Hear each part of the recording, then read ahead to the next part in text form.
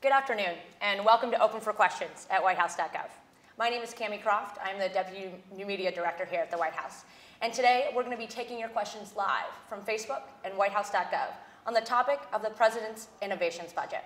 And today, I have with us some of our top experts on the subject. They are Deanna Farrell from the National Economic Council, Aneesh Chopra, who is our CTO, Tom Kalil from the Office of Science and Technology Policy, and last but not least, our CIO Vivek Kundra. Now, before we get started with some of our questions, why don't you each take a moment to kind of describe the President's Innovations Budget and kind of set the stage for today's discussion. Would you like me to start? Of course. Why don't I take it on? And I think what I would do just to start the conversation is to remind ourselves that over the course of last year, which has been a very, very difficult year for a lot of Americans, it's really easy to lose sight of the spirit of innovation and the strength of this American economy. And yet this administration has not for a minute lost that vision or that sight. From the very beginning, as we took office with the Recovery Act, $100 billion of that Recovery Act was targeted toward precisely enabling that spirit of innovation within the American economy. And the budget, which was announced this week, builds on that set of choices in really bringing back to an articulation of what we see as this administration's innovation strategy. You're going to hear from many of my colleagues here today, but I just want to sort of set the frame for it. We see the tired debate about the role of government in enabling innovation as really tired. This is not about articulating either a laissez-faire, the markets will do everything, versus the government's the only answer to every solution. This is really about government targeting the right sets of enablers to allow the market to innovate and to diffuse innovations and scale those innovations. And so we have a pretty coherent program that starts with investing in the building blocks of American innovation. This is R&D, education, infrastructure, IT ecosystems, and Tom will talk a little bit about the R&D piece of this. But of course, those building blocks are just the starting point. We need to ensure that we promote competitive markets that spur productive innovation. This is promoting US exports, improving the public sector innovation itself, which you'll hear from Vivek.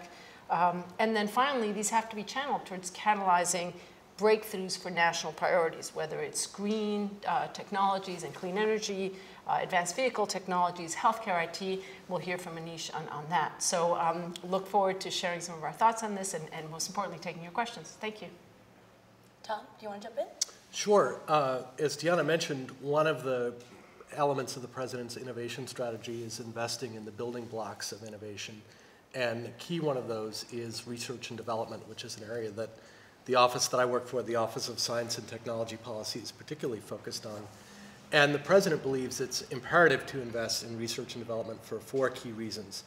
First of all, R&D can create the industries and jobs of the future.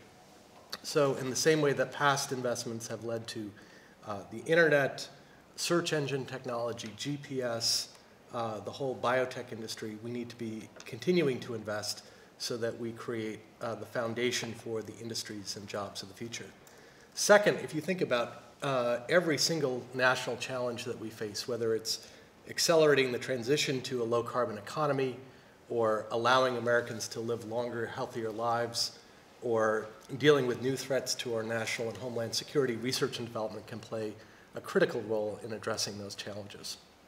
Third, when we make investments in research and development, particularly at our nation's leading universities, we also help prepare the next generation of scientists, engineers, and entrepreneurs, the people who are going to develop the next Googles and Genentechs and GEs. And finally, the expansion of the frontiers of human knowledge is really an end in itself. One of the things that makes us different from the other species that are on this planet is that we're innately curious. We're interested in discovering how human consciousness emerges from 100 billion neurons and 100 trillion synapses.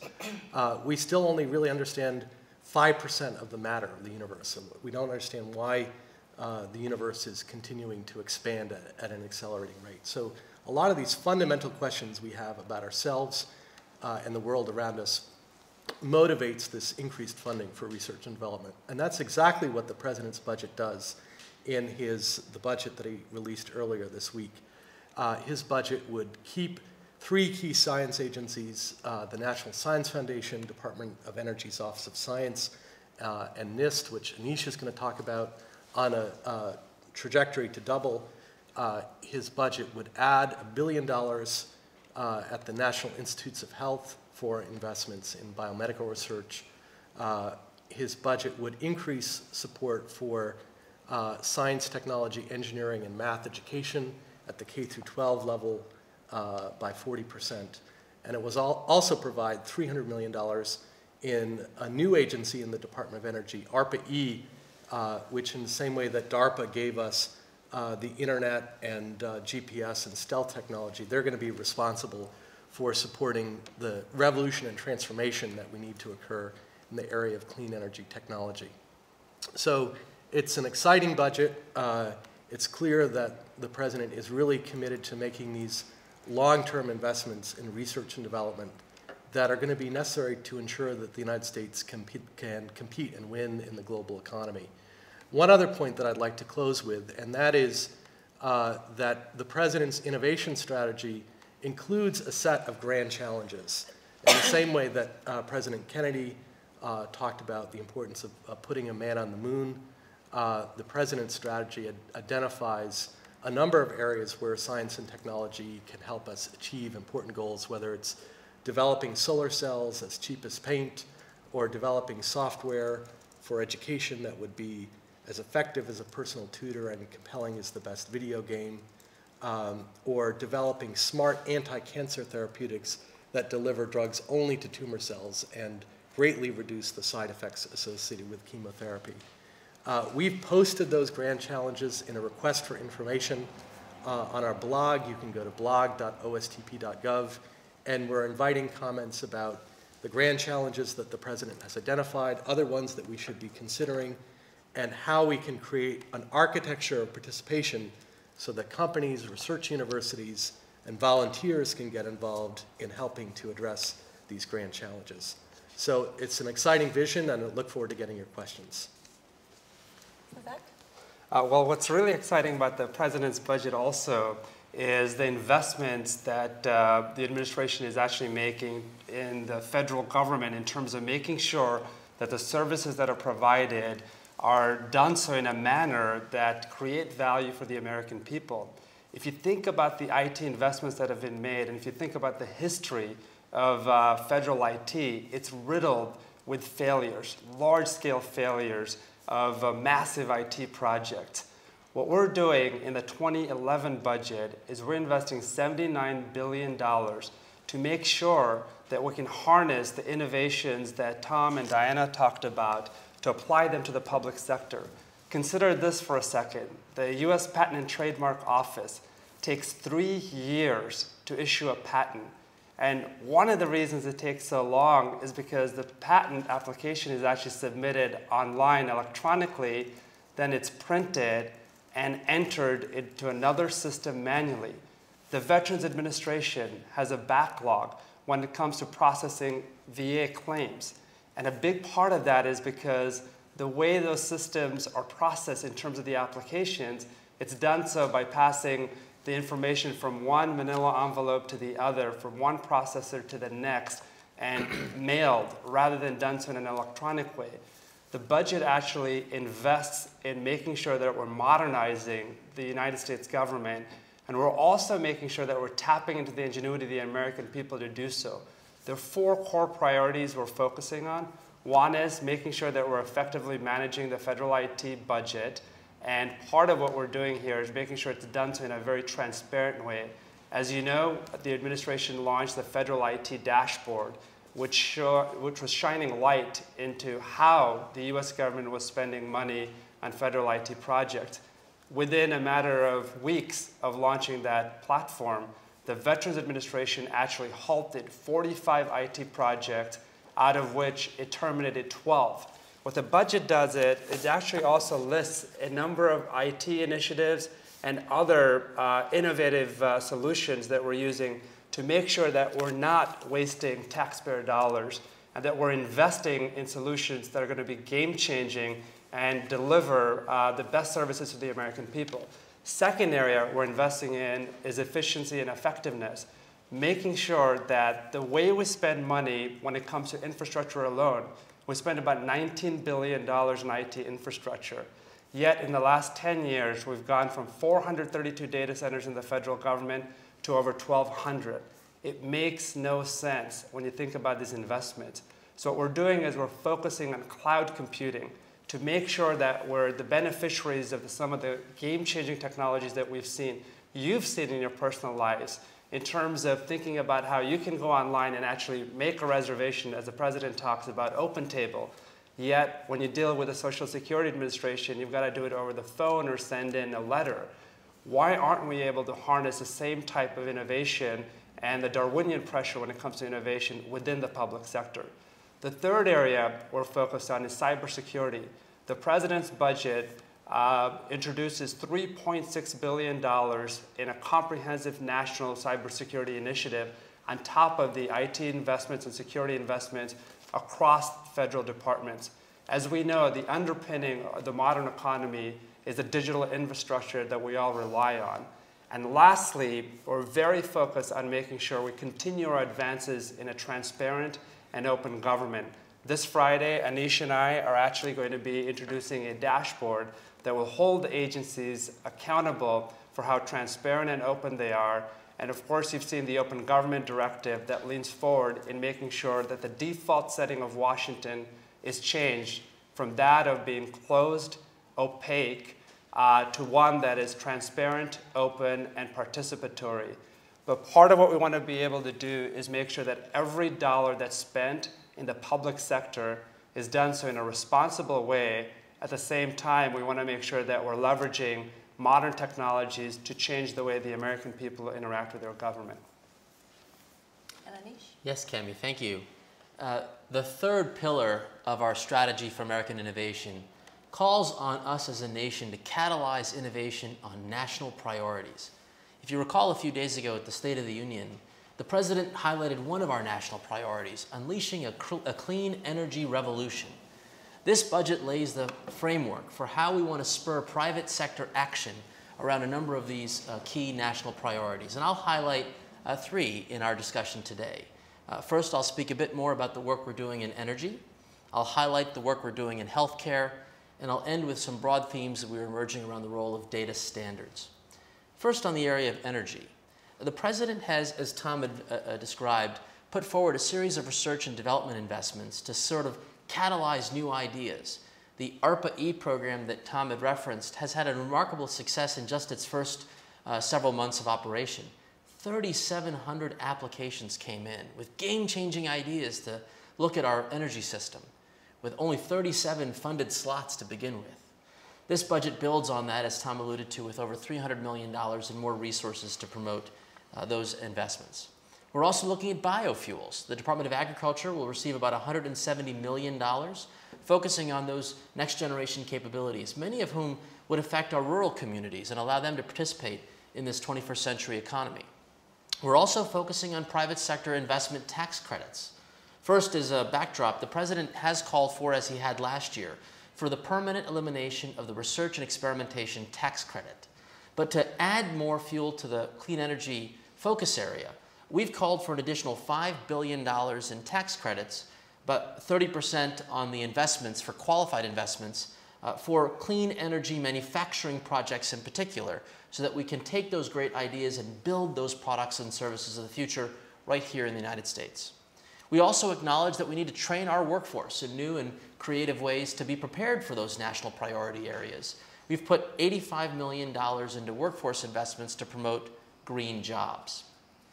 On the healthcare front, in addition to the $1 billion Tom had referenced for research and development at the National Institutes of Health, we've also continued the program for healthcare information technology. Fiscal 2011 will be the first year the incentive payments that were initially made available through the Recovery Act will be deployed for doctors and hospitals all across the country. In addition to the resources that we're making available for incentive payments to doctors and hospitals, we will be continuing our work to build the foundational investments to allow for safe, secure sharing of information. You as a patient, for example, as we've called for, are entitled to an electronic copy of your medical record within 48 hours of visiting a hospital or a physician's office, so that you are in control of your own health care. Those resources will be put to play both in the current 2010, but will carry forward in fiscal 2011. But they speak to a third area where we see tremendous opportunity. We've added $70 million to the National Institutes for Standards and Technology, NIST, to look at ways in which data standards in the information technology space, more of an open nature, can help to spur new innovation and new opportunities in areas not just in healthcare, but in energy and in manufacturing. We have seen already the fruits of this effort. In December, we released our preliminary regulations on how we would reimburse physicians and hospitals for the adoption of healthcare information technology by describing a set of data standards that we think would be required so physicians and hospitals can share data with each other and with patients. This standards work, if done correctly, can spur innovation and invite entrepreneurs with great ideas to enter the market and to build those new ideas and services that we haven't even envisioned today. We're getting early feedback from that work in healthcare IT to suggest that they are in fact designed in a manner to spur entrepreneurship. We want to hear from you even further about the opportunities to see this reflecting in healthcare, energy, and in the new areas of manufacturing focused on green jobs. So I want to just share with you this framework of catalyzing innovation on national priorities as an important part of the overall strategy. And at this point, Cami, we'd love to welcome your thoughts, questions, and concerns. Well, we have quite a few. We've gotten a lot of questions about education, and one that comes from Matt Froman from Facebook. Could you please go into more detail as to the investment into education and specifically what Peter Orszag outlined earlier this week?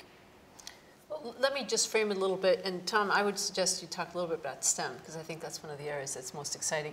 I mean, we have a number of very education-focused initiatives, starting with the education department's Race to the Top, which has been has quite a bit of success, and we're doubling down on ensuring that the state-level competitions that drive good innovations get spread throughout the country.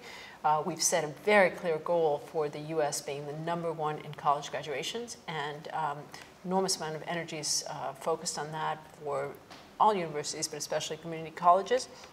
We've got a very strong focus on next-generation scientists and engineers, which is at the core of the innovation pyramid. So maybe, Tom, you could touch on that a bit. Sure, absolutely. One of the things that the president did in November was to launch a very exciting initiative called Educate to Innovate, which is all about how do we get more young boys and girls interested in excelling in science, technology, engineering, and math education.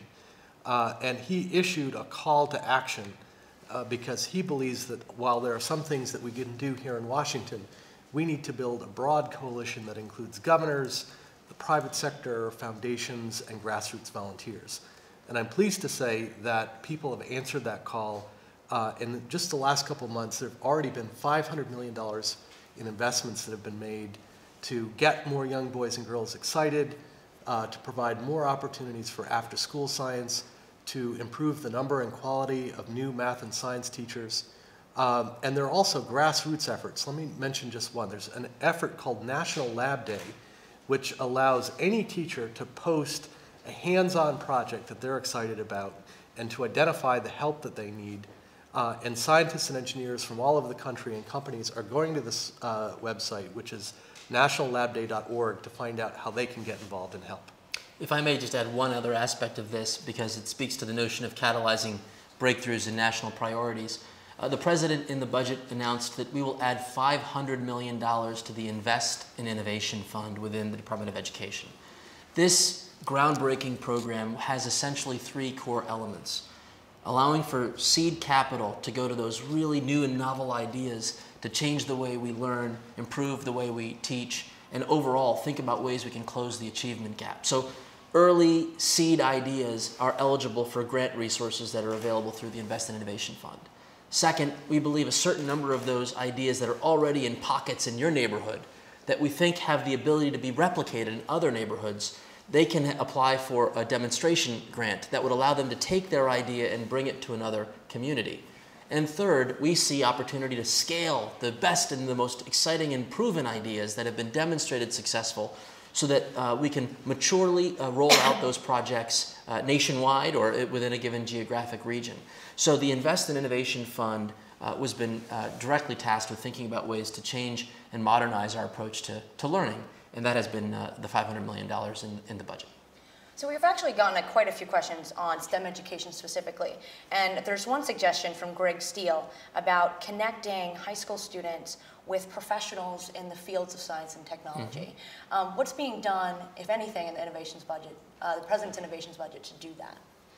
Well, actually, the President in the speech he gave in January asked the 200,000 scientists and engineers that work for the federal government to get involved in these mentoring projects. And as I said, has also launched a National Lab Day, which is another way to connect high school students and middle school students to professionals in science, technology, engineering, and mathematics. And specifically, if I may, on the budget side, I was with the Chief Technology Officer for Procter & Gamble, the innovative company in Cincinnati, Ohio, where they've adopted a half a dozen high schools where they actually bring their research and development teams out into the communities to collaborate and focus on basically science, technology, engineering, and mathematics training and mentorship. Those ideas are clearly appropriate for applying to that Invest in Innovation Fund that I just described. So it doesn't have a specific program that says go after mentorship, but I'm highly confident ideas like that will be those that will come forward in the Invest in Innovation Fund.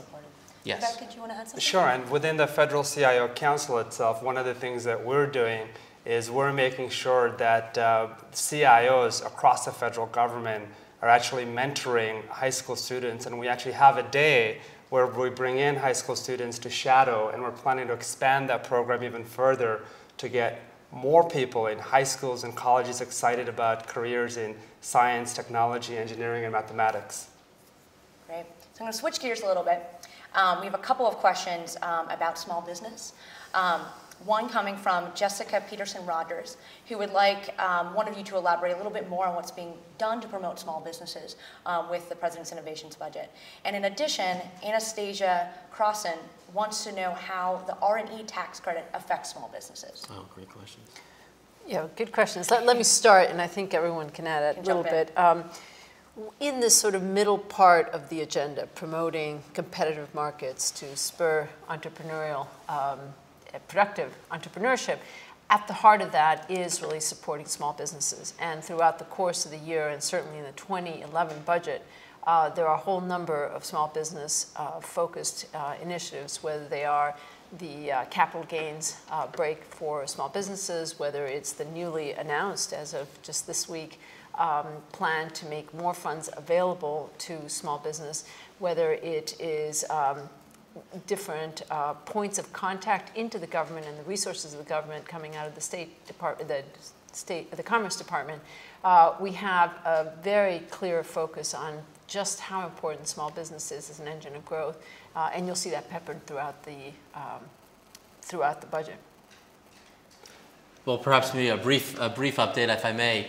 One of the areas for small businesses that we see tremendous opportunity is when an entrepreneur joins hands with the university to say, you as a faculty member have come up with a phenomenal idea. I would love to commercialize that idea into a product or service that I think can make a tremendous difference in our economy. We've put some resources in the budget. We have $12 million in experimental or seed capital funding to promote these innovation ecosystems where universities, as well as entrepreneurs and organizations that are working to matchmake, if you will, can find ways to close that gap between the great ideas that our university professors, graduate students, and undergraduate students have come up with, and marry them up to entrepreneurs who can take those ideas and build businesses, form the management team, and grow. We've seen so many examples this year of companies that have been born out of this ecosystem, and we have great promise and hope for promoting research and development commercialization.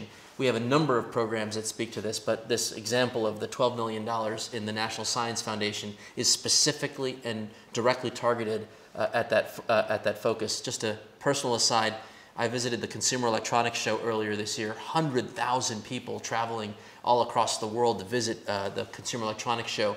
And as I toured the floor, Carnegie Mellon University had taken a booth. right next to the Sony booth or the Microsoft booth.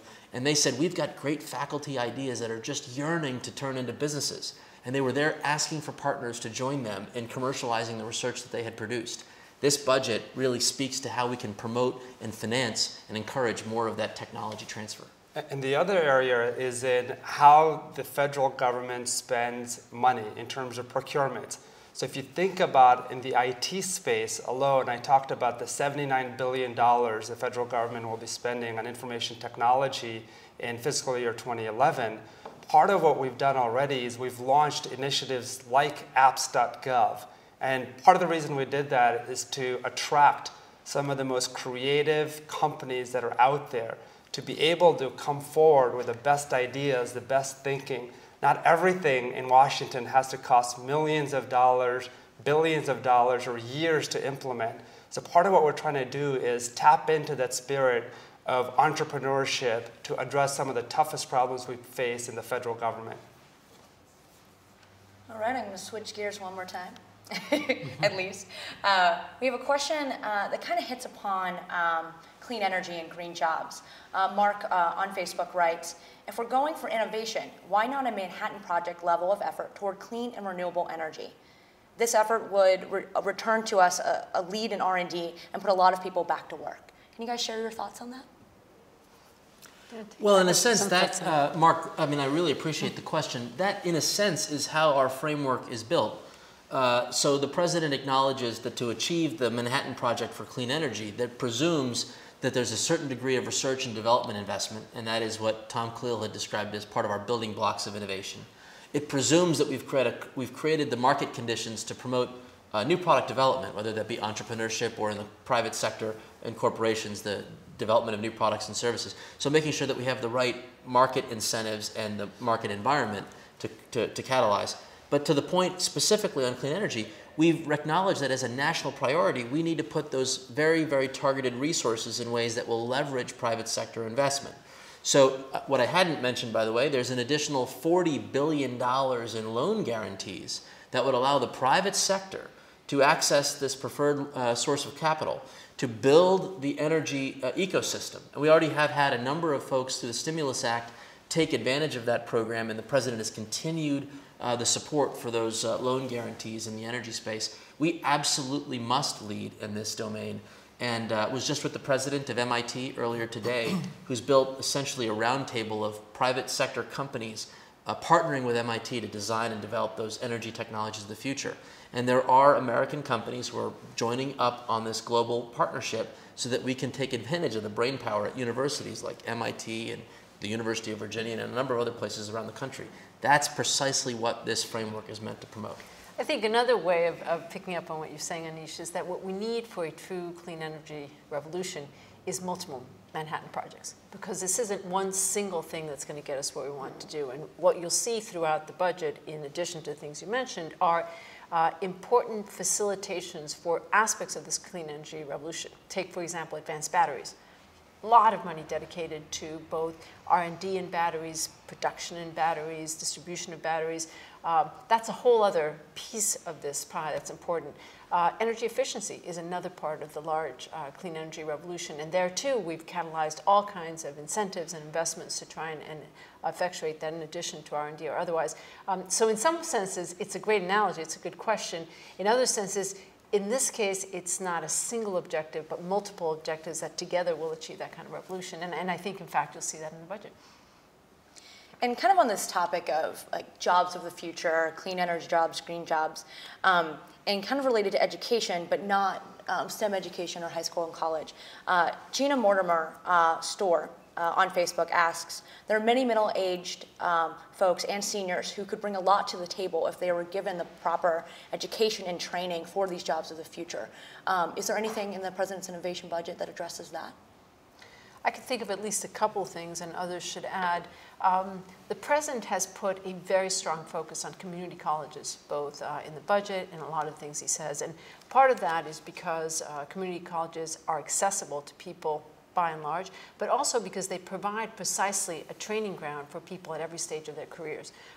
There are, in addition to that, a number of incentives for training or otherwise, but we think the existing community college infrastructure is a fantastic way to sustain that kind of training over the lifetime of a worker's life. In the current bill that's pending before the United States Senate, focusing on the president's higher education goals, which had been referenced in the State of the Union, there had been a very explicit call for the development of an online skills lab so that we can build curriculum that can be delivered over the internet. A middle-aged or perhaps a senior citizen may not want to sit in a classroom setting and go a semester long to gather the knowledge necessary to retool for the 21st century economy. As we build out our capabilities online, we might learn at our own pace. We might be in a position to be more successful and to thrive on certain areas if the capacity and the technology allows us to integrate. So part of the answer on the budget is that we're going to have standards activities so that the educational content that's available today could be more easily mixed and mashed so that you can put together the right package of materials so that you can reconnect in the places where you see growth in your neighborhood. That is part of the president's education effort and aligned to the innovation strategy. Great.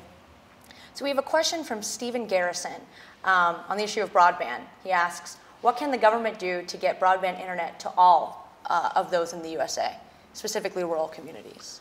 Well, we're doing a couple things. First of all, we're making a major investment in broadband with the Commerce Department and the U.S. Department of Agriculture. Second, we're going to be working on making more spectrum available so that we have an explosive growth in mobile broadband services.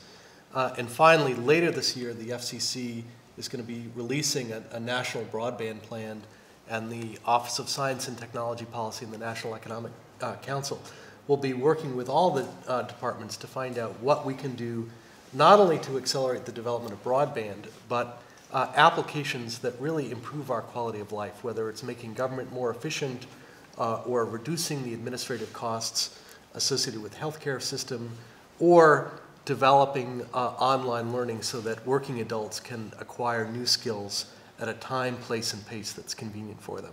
And in addition to broadband deployment, the president's budget actually has $35 million. And a big part of what we want to focus on is to make sure that we're building the applications in terms of mobile apps that the American people can access online. Part of what we want to be able to do is introduce innovations that we've seen in the consumer space to the public sector.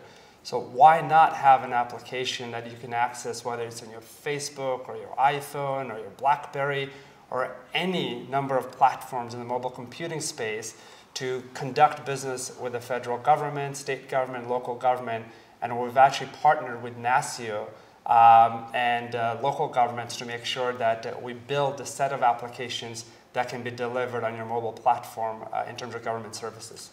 One just important note to think about on the issue of broadband. As more and more lives relate to the digital environment and we move more and more of our personal experiences into the online world, we acknowledge and in this budget have put resources against ensuring we've protected your privacy and that we've built strategies to address cybersecurity concerns.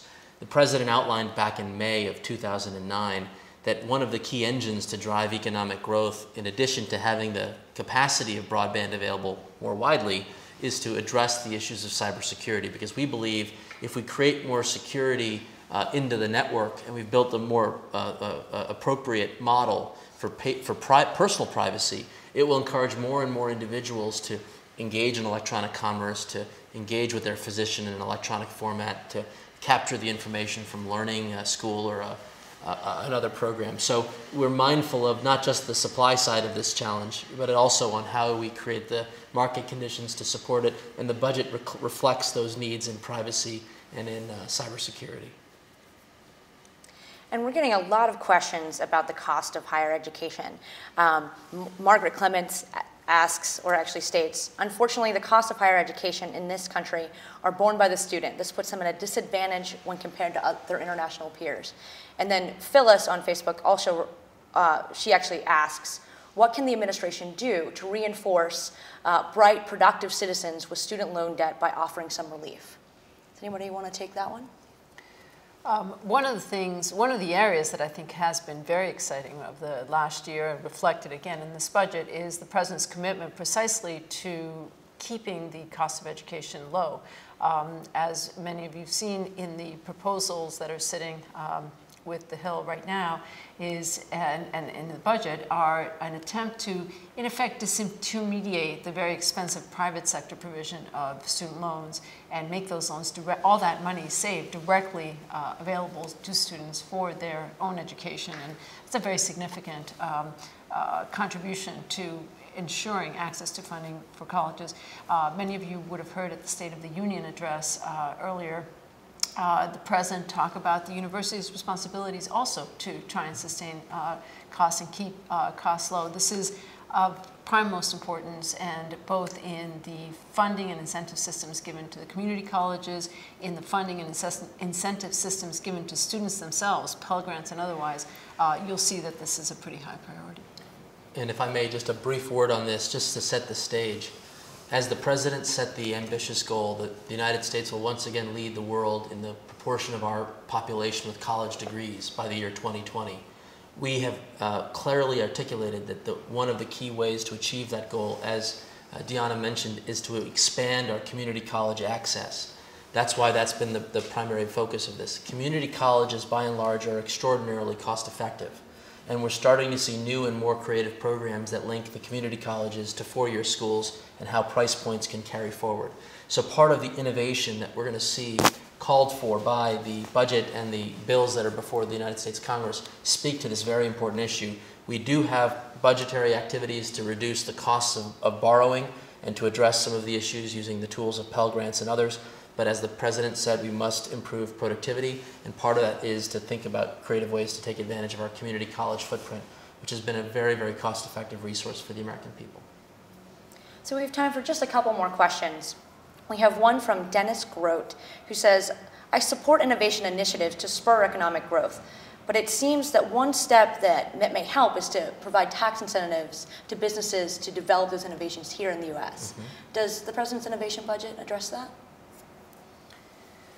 There are examples in both the Recovery Act enacted last year and in the budget of continuing tax production credits, R&D credits, and others, all of which enable the private sector to step in and actually provide some of that innovation. So in that space too, I think you will see both a continuation of programs that are in place and Recovery Act funds focused on that. The President's committed to making the research and experimentation tax credit permanent. That's a tax credit that was created in 1981, and unfortunately it's been extended over 13 times and it's been allowed to lapse. And when companies are making an investment in R&D, they're making an investment in 3, 5, 10-year time frames. And if they don't know from one year to the next whether or not it's going to be extended, they can't count on it. So I think we could really increase its effectiveness by making it permanent. I do want to point out that when I mentioned the $5 billion investment tax credit for clean energy manufacturing jobs, those were targeted at the United States domestic manufacturing capacity, just to be clear. Great. And one last question. Will Deckery, I think I'm pronouncing that right, he asked what role the administration sees for nonprofits to play in the innovation space. For example, how does social entrepreneurship compare to tech, R&D, et cetera? Well, first of all, let me begin by saying our colleague here, Sonal Shah at the White House, directs the White House Office of Social Innovation, and it has been a priority of the President's since the very beginning of the administration. We do have resources, at least $50 million in resources to promote social innovation fund that will help to build the capacity for more social entrepreneurs throughout the country. And I think this is part of a cultural shift in looking at how more and more of our principles in the private sector, when applied to nonprofit opportunities, really spur new and creative ways to tackling difficult problems. And this may traverse both social-oriented funds, social innovation activities, all the way through private sector firms who have a social conscious approach to some of their own activities. And I think the President has made very clear that this encouraging this set of activities has been a key priority. It's why we have a dedicated Office of Social Innovation to catalyze that activity. We're also encouraging a number of public-private partnerships that involve not only companies, foundations, and social enterprises. So, for example, associated with the President's Educate to Innovate initiative, he announced a collaboration that is occurring with the MacArthur Foundation, the Entertainment Software Association, Sony, and a number of the video game companies to see whether we can take what we've learned from the video game industry, which is that they have the ability to maintain the attentive time on task of young people for 5 hours a day, and see if we can use that for a broader set of national purposes other than teaching kids how to kill monsters and take their treasure. Another really exciting part of this is I think the President recognizes that there has been a lot of innovation in the social sector and that there's a real opportunity to take that kind of innovation into the public sector. And there are ways of taking the Office of Social Innovation and matching up with the departments across the government to try and bring those experiences into the public sector itself, very much as you were describing before. And one area where we actually already have seen tremendous results is actually on an initiative that the Obama administration launched, which was data.gov, where we were democratizing data on every aspect of government operations. And it was actually a nonprofit called Sunlight Foundation that within literally 24 hours of data.gov going live, created an X Prize that challenged software developers across the country to build applications that would help the American people. And literally within a period of 1 week, there was a developer who created an application called flyontime.us that would allow anybody to go online and actually see average delay times of flights all over the country. And not only that, but people were tweeting on a real-time basis on what the delay times were at the airports, so that before you made a reservation online, you could make a more intelligent decision in terms of which flight you were going to book. And we've seen hundreds of applications that have been created as a result of the government literally just creating the platform, but nonprofits innovating and adding further value. So democracy is not a spectator sport. Absolutely not. On that score, I was going to say, on that score, we are absolutely committed to continuous engagement and do encourage you to come to our website, www.whitehouse.gov, and find the Office of Public Engagement, where you can send messages, questions, or otherwise. Certainly join our innovation interest list.